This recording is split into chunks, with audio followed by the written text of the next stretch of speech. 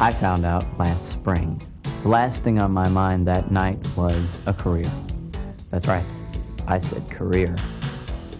Now, basically, a career is the answer to what do you want to be when you grow up. Maybe you don't want to grow up. Too bad! You're going to. And you're going to need to know what you want to do when you get through with school. And while you're in school, you need to know that the classes you take now have an effect on what kind of job you can get when you get out. But now I'm starting to sound like a school counselor. And what I really wanted to do was let you know just how I found my career. It's a pretty funny story, actually. See, I'd been to a party, and my friends Mike and Melvin were there also. They left before I did, and I didn't see them go, or I would have stopped them, because Mike was just completely wasted. Well, anyway, we got a call later that night that Mike had wrecked his car, and they'd both been taken to the hospital. I've known Mike and Melvin since grade school, and I was worried about them. So I went to the hospital. Sorry, you can't come in here. But my friends are in there. They've been in an accident. I'm sorry, I can only let family in. You're going to have to go to the information center. Well, where's that? It's just on the other side of the building. Well, how far is it? Approximately 10-15 minutes if you're walking. Come on. I'm sorry. I was mad that they wouldn't let me in the hospital. I was mad that Mike and Melvin were in a wreck and that they were hurt. I was frustrated. I decided to go to the information center, although I wasn't excited about having to walk to the other side of the building. Now, I don't know why I tried to see if that door was unlocked. I didn't expect it to be open. So when it was, I wasn't prepared for it. But the main thing on my mind was my friends. Going in might have been wrong, but at the time, it seemed like the right thing to do. So I'm in. Don't know where I am. Don't know where I'm going. I'm just cruising the halls, looking for my pals. All of a sudden, I can't move. And then, well, I feel myself moving, but I'm not doing anything. Temperature gets kind of cool for a second, and then I'm in like, oh, well, I don't know where I was. I could move my body now, but there were no walls, no ceiling. It was like I was suspended in this blizzard of snow, like you see on TV. It was like I was on Hello TV. There. Hello! I'm Earl Stenson, and you've been caught by our new hospital security system. This system is amazing, but it's still got a couple of bugs to work out, like what it's done for you, by putting you in that TV set there. When it senses an unauthorized person on the premises, it's supposed to just trigger an alarm and call the security guard. But instead, it snatched you up and put you in a TV screen. Now, you snooping around these hallways has got you in a heap of trouble. What were you doing in that hallway anyway? Well, I was looking for some friends of mine. They were in a wreck. Well, wandering around these hallways isn't going to get you any information. That's only going to get you into trouble. Well, let's see what I find out for you. Okay. The computer has identified you as an unauthorized intruder. We knew that. And to get you out of there, you have to satisfactorily complete a career quiz. A what? A career quiz. Let me read you what it says on my computer screen. The perpetrator should be informed that he has entered a healthcare institution where people's lives are being taken care of. It's not a place to be roaming around not knowing what you're doing. You might do something wrong which could cause something serious to happen. A career quiz. Look, I just want to know about my friends, okay? I'm not ready to think about a career. I still have a bunch of high school to do. That's why it's so important that you take action now. High school is a time to begin planning for your future. If you have some idea of what you want to do career-wise, you can take certain classes that'll help you achieve that goal. Maybe you're right, but why now? Why now? Because you're in this fix of being in the video box. It's a consequence of entering this building illegally. But let me see what I can do to find out about your friends. Whoa, something's happening. Hey, there you are in the trauma room. This is a 17-year-old male. He was in a motor vehicle crash. He was a passenger in the front seat. The car ran off the road, struck a tree. No seatbelt. At the scene, his blood pressure was 90/60. Pulse rate 120. Respiratory rate is 20. What's his name, please? Melvin Barnes. Hello, Melvin? Melvin? Can you wake up and talk to me, Melvin? Can you hear me? He's unresponsive, folks. Let's assess his airway. He's not moving much air. Please bag him with 100% O2. We're going to have to intubate him. Is the pharmacist here? Yes, sir. Can you mix up a drip of that new neuromuscular agent? Yes, sir, I have it right here. Great. How do you mix it? The recommended concentration is 10 milligrams and 100 cc's of D5 and water. Okay, as soon as he gets that prepared, would you infuse that, please? We need x-ray in here, staff. We need a chest film and a cervical spine. What size intubation tube would you like, sir? Would you get a 7.5, please? He's got decreased bowel sound. The social worker is on the phone. She's trying to reach the family. Well, that's some serious stuff, isn't it? Well, you can see that Melvin's in good hands. Let's see what we can find out about Mike. Oh, we got a time warp. That means we're going 6 months into the future. That's Mike. There you are. But this is 6 months from now, and Mike's had a bad head injury. He's not going to act like the Mike that you used to know.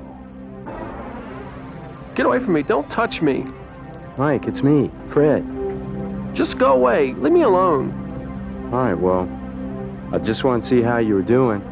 I just want to watch some TV. Stop bothering me, okay? I wouldn't let that upset you. He's in one of the predictable phases of recovery after head injury. But is he going to be all right? He's making good progress. He's in stage 3, and you can see some bizarre behaviors. Excuse me. Hi, Susan. Did you find out about home health coverage? Yes, I did. He has insurance coverage that will pay for the cost of equipment he'll need when he goes home. You guys, we seem to be having trouble processing information, so I suggest that you use one-stage commands when you communicate with him. Okay. Hi, Mike. My name's Melissa, and this is Edith. We're here to work with you. Do you think you can sit up for me today?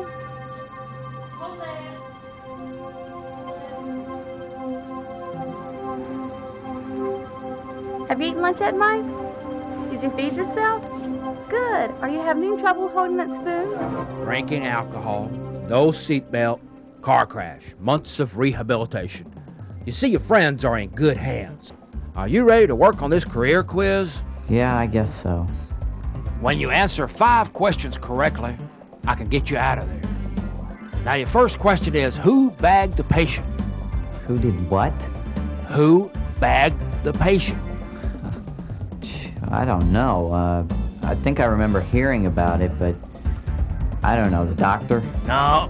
Would you like to replay part of your experience in the trauma room? Not really. Could we do another question? Very well. What did the nurse do immediately after the patient entered the trauma room? I don't know. Started an enema? An enema, you know it. I don't know. Can we do a replay? Okay. You get 7 seconds. Feel free to ask questions. What's his name, please? Melvin Barnes. Hello, Melvin? Melvin? Can you wake up and talk to me, Melvin? He's unresponsive, folks. Let's assess his... Ready for your next question. No way. That was too fast. So, what, do you want to watch it again? No, I wanted to start from where we stopped. Okay.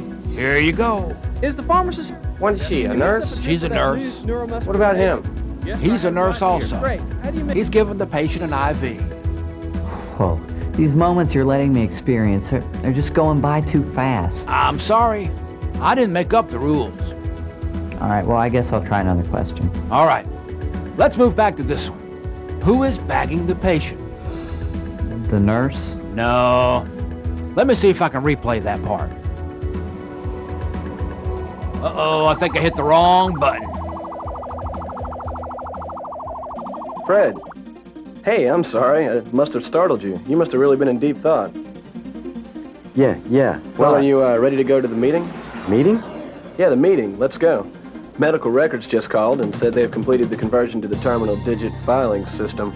Mr. Collins, the healthcare attorney called, and he can be reached at this number this afternoon. Our contractual adjustment rate is exceeding our budget expectations by about 6%. We need to take a look at that. There may be a problem with the code. Or a difficulty with the charge capture. Are you all right, Fred? No.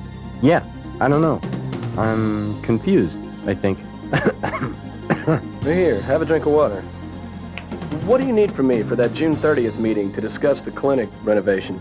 Well, I need your figures so I can send in that purchase order for that equipment for the new lab space. I'll have them for you by 2 o'clock this afternoon. Greg Conley, a rep from Ramey Laboratories, is on the phone. He said I'd like to talk to him about a new MRI system. Okay. Sorry about that, hit the wrong button. But you got to look at the business side of healthcare. Now you tell us. Tell us what? You only get 4 replays, 1 for each question. You've already had 2, and no correct answer. Oh, jeez, what a ripoff. Okay, let me do a replay from that office that I was just in. All right, office, healthcare, here we go. Who is she? She's an accountant. And him? Information systems. He deals with computers and software. Okay, what about this guy? He's a facility manager. And her? She's a patient educator. Okay, ask me a question about that. All right, what was going on here? Well, it looked to me like they were having some sort of staff meeting. Right. What kind of place is it? Is that another question? Yes. Some sort of health facility. A doctor or dental clinic. Very good. Could have been a health department, too. Okay, I'm ready for another question. Okay. What kind of therapist helps patients relearn skills like eating, brushing their teeth, and putting their socks on? Ooh, that was that one that was asking Mike if he could hold a spoon. That's the occupational therapist. Excellent. 3 right. Do you want another replay or another question? I want another question, as long as it's not about who's bagging who. Well, I'm going to keep asking that question until you know. Well, in that case, give me my last replay, and I want it at the time they're talking about bagging. And will that be paper or plastic? Moving my chair. Please bag him with 100% O2. Aha. Who's this guy? Respiratory therapist. Yes. All right, I'm ready. Ask your question. Question number 4. When the doctor asked for a chest film and a cervical spine, what was he asking for?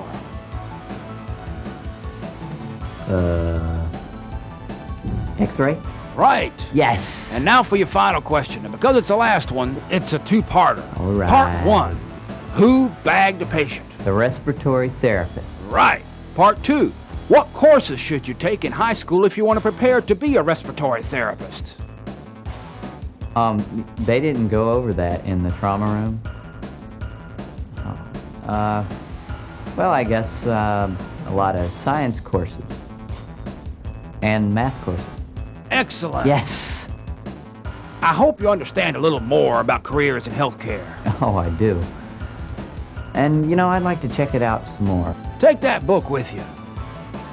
It's got all kinds of information about careers in healthcare. And don't break into this hospital, or any hospital for that matter, again. Don't worry, I won't. Thanks for the book. Be healthy. Now, I don't know if it happened or not. I mean, it sure seemed real. And I did wind up with that book in my hand that night. I went on to the information center to find out about Mike and Melvin.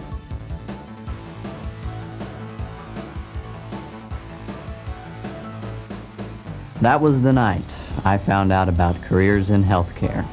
Lots of different great jobs. That book has loads of information, and if you're interested in a career in healthcare, you ought to check it out. For more information, see your school counselor or someone you know who works in the health profession, or your local area health education center.